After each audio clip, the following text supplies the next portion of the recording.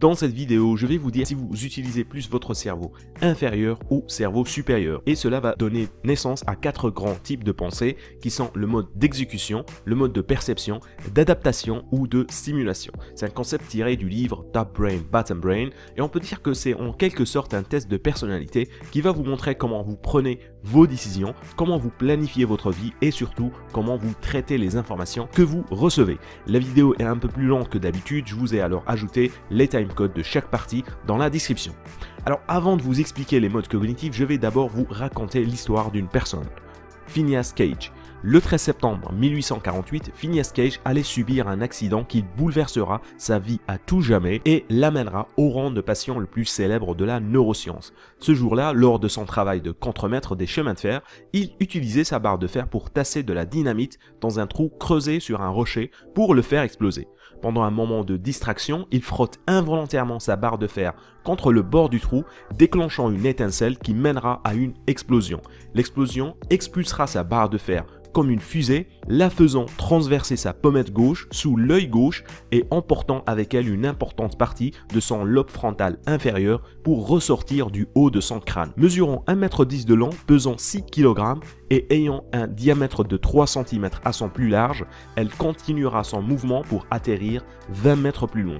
Le choc violent fait tomber Cage au sol, mais étonnamment, après quelques minutes, il parlait de manière cohérente et était capable de marcher. Il sera amené à son hôtel où il va s'asseoir sur une chaise et même discuter avec les passants.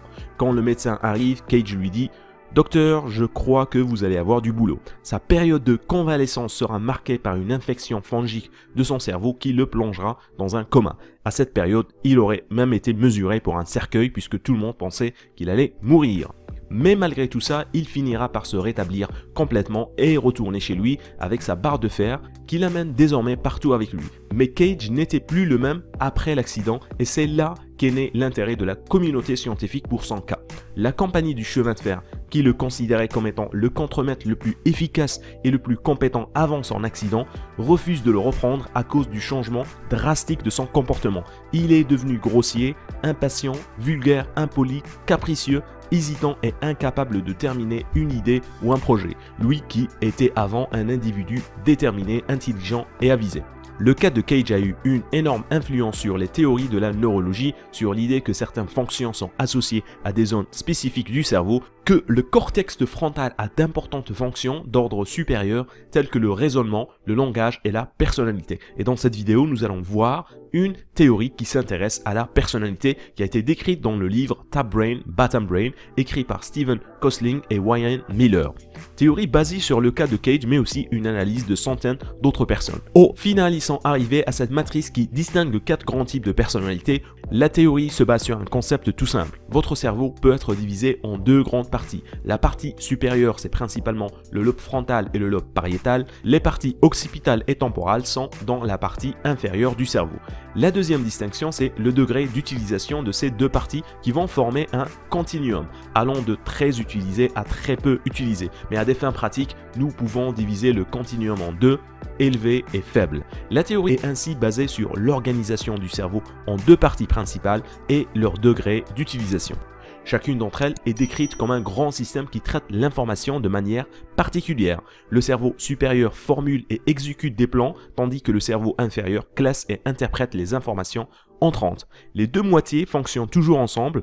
Le plus important encore, c'est que le cerveau supérieur utilise toujours les informations du cerveau inférieur pour formuler des plans et les reformuler au fur et à mesure qu'il se déroule. Cette différence dans les fonctions a été découverte pour la première fois dans le contexte d'une étude sur la perception visuelle en 1982 par Mortimer Mishkin, lauréat de la National Medal of Science 2009 décerné en comportement et en sciences sociales, et Leslie Angerlider, les deux étant des chercheurs à l'Institut national de la santé mentale des États-Unis. Cette étude a examiné des singes rhésus puisque leur cerveau traite les informations visuelles de la même manière que le cerveau humain. Cette étude fournit des informations fondamentales sur les différentes fonctions des systèmes cérébraux supérieurs et inférieurs. Les scientifiques ont appris à des singes à effectuer 2 tâches. Dans la première tâche, les singes ont dû apprendre à reconnaître quelle forme entre deux différentes formes cachées de la nourriture. Les formes étaient des objets tridimensionnels comme un bloc prismatique dont l'un contenait de la nourriture et l'autre ne contenait rien. Les objets étaient mélangés au hasard à chaque fois qu'ils étaient présentés, mais le même objet cachait toujours la nourriture à la fin, de sorte que les animaux devaient apprendre à le reconnaître afin de le trouver. Dans la deuxième tâche, les deux objets étaient des boîtes grises identiques et sous l'une d'entre elles, il y avait de la nourriture. Mais cette fois, un petit bloc cylindrique a été placé plus près de la boîte qui cachait de la nourriture. L'emplacement du cylindre était mélangé au hasard chaque fois que les choix étaient présentés, de sorte qu'il était plus proche de l'une des boîtes, mais la nourriture était toujours sous la boîte la plus proche du cylindre. Les singes devaient apprendre à reconnaître quelle boîte était la plus proche du cylindre pour trouver la nourriture. En bref, une tâche exigeait d'apprendre à reconnaître la forme, tandis que l'autre exigeait d'apprendre à reconnaître l'emplacement. Une fois que chaque animal a maîtrisé les deux tâches, une partie de son cerveau a été enlevée chirurgicalement. Certains animaux avaient une partie du cerveau inférieur prélevée, la partie inférieure du lobe temporal, tandis que d'autres avaient une partie du cerveau supérieur prélevée, la partie arrière du lobe pariétal. Alors oui, je sais, on va dire que c'est dégueulasse comme expérience, mais on va dire que c'était pour la science. Les résultats de ces opérations ont été spectaculaires. Les animaux qui avaient une partie inférieure de leur cerveau enlevée ne pouvaient plus faire la tâche des formes, reconnaître la forme de l'objet qui cache la nourriture, et ils ne pouvaient plus être enseignés à l'exécuter à nouveau. Mais ils pouvaient quand même bien exécuter la tâche des localisations.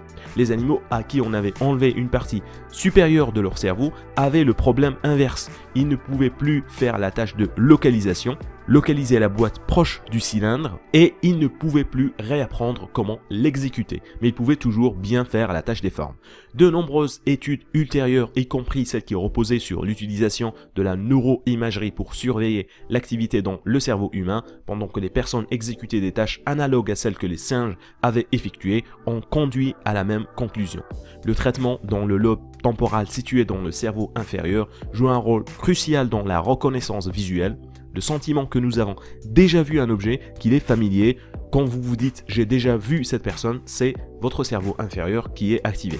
Le cerveau inférieur est entièrement concerné par le traitement et l'organisation des signaux porteurs d'informations provenant des cinq sens, alors que le traitement dans le rôle pariétal, dans le cerveau supérieur, joue un rôle crucial pour nous permettre d'enregistrer les relations spatiales. Un objet est sur la gauche de l'autre, mais pas que. Plusieurs autres chercheurs ont montré par la suite que le cerveau supérieur a aussi des rôles spécialisés dans des fonctions aussi diverses que la mémoire, la conception et l'exécution de projets, la planification et la prise de décision. Si on revient à l'exemple de Phineas Cage, son comportement post-accident ne reflétait pas simplement le fait que son cerveau supérieur et inférieur étaient endommagés. Les perturbations des interactions normales entre les systèmes supérieurs et inférieurs de son cerveau ont changé de manière dévastatrice un aspect majeur du comportement de Cage. Alors que Cage était auparavant stratégique et réfléchi, il est maintenant impulsif et instable. Son système cérébral inférieur ne pouvait plus interagir de manière appropriée avec son système cérébral supérieur, ce qui a nui à sa capacité de se tenir au plan ou de les réviser lorsqu'il a appris les conséquences des actions. Il était incapable de répondre de manière appropriée. Cette perturbation dans les deux systèmes cérébraux avait modifié la façon dont Cage se comportait avec les autres. Bon, au final et après plusieurs années, Cage est redevenu un homme normal, respectable et sérieux, montrant que le cerveau adulte a la capacité de réapprendre des compétences perdues. C'est la fameuse plasticité cérébrale, mais ce n'est pas le sujet du jour. Le sujet du jour, ce sont les 4 modes cognitifs. Analysons maintenant les descriptions de ces 4 modes décrits dans le livre Top Brain, Bottom Brain. Si ça vous intéresse, vous pouvez aussi faire le test que vous trouverez dans la description pour voir précisément si vous utilisez plus votre cerveau supérieur ou inférieur. Commençons par le Mover Mode, qu'on pourrait traduire par le mode d'exécution.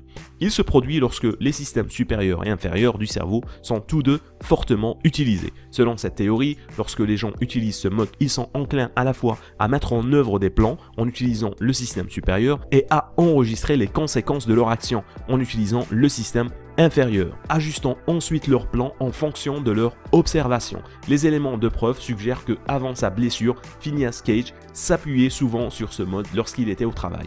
Il n'aurait probablement pas pu monter les échelons aussi loin, si vite, s'il ne l'avait pas fait. Mais après son accident, il a perdu la capacité d'utiliser ce mode aussi bien. Les personnes qui opèrent habituellement dans ce mode cognitif ont tendance à être bien adaptées au rôle de leader. Ils peuvent diriger une entreprise, agir en tant que directeur, prendre en charge la réalisation de plans et leur exécution. Selon cette théorie, les personnes qui opèrent habituellement dans ce mode devraient être plus à l'aise lorsqu'ils se trouvent dans des positions qui leur permettent de planifier, d'agir et de voir les conséquences de leur action. Le deuxième mode qu'on pourrait traduire par le mode de perception se produit lorsque le système cérébral inférieur est fortement utilisé, mais pas le système supérieur. Les gens qui utilisent fortement le système inférieur essayent de donner un sens à ce qu'ils perçoivent. Ils cherchent toujours à interpréter ce qu'ils vivent, le mettre en contexte et essayent d'en comprendre les implications. Ils peuvent utiliser le système supérieur pour générer des récits qui donnent un sens à ce que leur cerveau enregistre, mais ils n'utilisent pas la partie supérieure pour initier des plans complexes ou détaillés. Le cerveau supérieur est largement utilisé au service du cerveau inférieur. Si la théorie est correcte, les personnes qui s'appuient sur ce mode sont souvent plus créatifs, ceux qui peuvent donner un sens aux éléments et offrir une perception plus large. Résoudre des problèmes, analyser des situations et trouver des solutions sont leurs points forts. Leur point faible est qu'ils sont souvent mauvais en prise de décision et ne prennent généralement pas les actions nécessaires pour réaliser leur plan. Le troisième mode est celui du simulateur.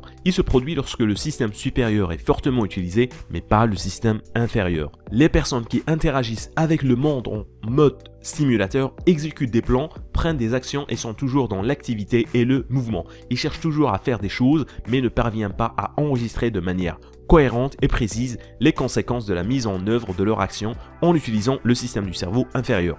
Leur grand défaut, c'est leur manque d'analyse et d'observation. Leurs actions peuvent être perturbatrices, ne pas donner de résultats recherchés et très souvent, ils peuvent ne pas ajuster leur comportement de manière appropriée. Le problème de Cage n'était pas tant d'enregistrer les conséquences de ses actes que de laisser trop librement les situations en cours interrompre ses plans. Les dommages ont perturbé les interactions entre les systèmes de son cerveau supérieur et inférieur. En général, lorsque les gens pensent en mode stimulateur, ils devraient pouvoir jouer un rôle crucial en tant que membre actif d'une équipe, les personnes qui exécutent les plans et font les actions. Cependant, pour avoir plus de succès, ils ne devraient pas être les seuls leaders, mais feraient mieux de travailler avec des personnes qui peuvent les aider à ajuster leur plan à mesure que les événements se produisent. S'ils sont chargés d'un projet, ils seront probablement aussi susceptibles d'échouer que de réussir, pas nécessairement parce que l'idée de base du plan est mauvaise, mais plutôt parce qu'ils auront du mal à ajuster leur plan au fur et à mesure des événements et resteront bornés dans la réalisation d'un plan d'origine. Le quatrième et dernier mode, c'est celui de l'adaptateur qui se produit lorsque ni le système supérieur ou inférieur du cerveau ne sont fortement utilisés. Les personnes qui utilisent ce mode ne cherchent pas à mettre au point des plans élaborés, ni ne sont entièrement concentrés sur l'observation ou la créativité. Ils sont spontanés et ouverts à toutes les possibilités que leur offrent les événements. Si la théorie est correcte, ils sont souvent orientés vers le présent, l'action et l'expérience. Ils ne peuvent pas faire de plan à long terme ou passer des heures à analyser des problèmes et situations, mais ils vivent très bien le moment présent. Les personnes qui utilisent ce mode peuvent facilement s'adapter aux nouvelles situations et changements de plan. Ils sont spontanés et toujours prêts à tester de nouvelles expériences. Avant de terminer, quelques points importants à prendre en considération dans l'interprétation de ces différents modes. Premièrement, le mode n'a aucun lien à voir avec l'intelligence. Les modes concernent la façon dont vous interagissez avec les autres et les situations qui surviennent dans votre vie. L'intelligence concerne la rapidité et la facilité avec laquelle une personne peut résoudre des problèmes difficiles et comprendre des éléments complexes. De plus, même si vous vous appuyez habituellement sur un mode particulier, on peut néanmoins adopter différents modes en fonction des situations. Vous n'êtes donc pas coincé dans votre mode dominant. Néanmoins, même si les gens opèrent parfois dans des modes différents selon les circonstances, nous avons chacun un mode habituel dominant qui va guider une grande partie de notre comportement et la façon dont nous vivons notre vie. Voilà, avec ça, on arrive à la fin de cette vidéo. Dites-moi dans les commentaires ce que vous avez pensé de cette théorie et si vous avez fait le test, quel est votre mode cognitif. Personnellement, je suis souvent dans le mode de perception, beaucoup d'idées mais très peu d'applications. Voilà, c'est la fin de cette vidéo. Comme toujours, laissez-moi vos avis et commentaires, laissez un pouce bleu, abonnez-vous à la chaîne si ce n'est pas encore fait et on va se retrouver très prochainement pour de nouvelles vidéos.